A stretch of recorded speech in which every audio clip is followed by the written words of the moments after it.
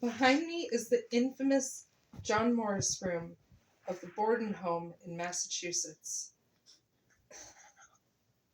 The Bordens were an average family living in 1892.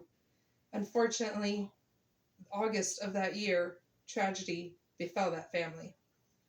Usually the house would be full with Andrew Borden and his current wife, Abby Borden, who was the stepmother of Lizzie Borden, who also had her sister Emma living in the home with them.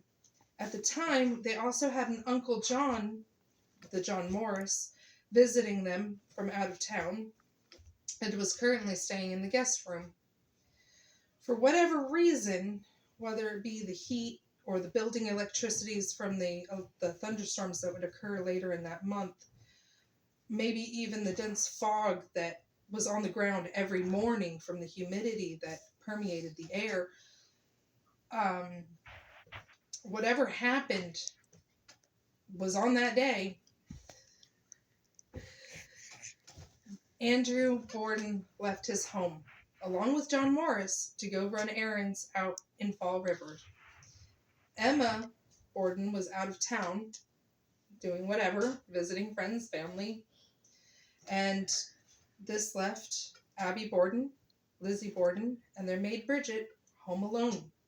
Bridget decided to take advantage of the nice weather and go outside to wash the windows, leaving Abby alone upstairs to straighten up her Uncle John's guest room, and Lizzie downstairs, who says at the time she was ironing handkerchiefs. She also says that she never heard any kind of scuffling or any sort of noise that would indicate to her that she heard her stepmother falling in the room directly above her. Now, somehow,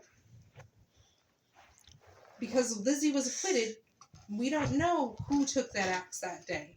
Could have been Lizzie, it could have been Bridget, it could have been an unknown party, but somebody took an axe, went up the stairs without anybody seeing them from the outside or seeing them inside, snuck up on Abby, who had no defensive wounds on her whatsoever, and struck her once, viciously, behind the left ear on her head. And then they struck her once more, between the shoulder blades, 4 inches deep, and then 17 more times between the back of her head and her neck, for a total of 19 times.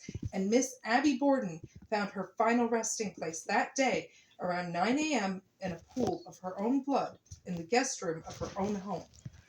Now, the killer, whoever they were, had 90 minutes until Mr. Borden returned home. We're not really sure, but what we do know is that he has met with the same gruesome fate as his wife around 11 a.m. that same day. And an interesting fact is that this was the first crime in U.S. history to be publicized across the nation. I can do it now.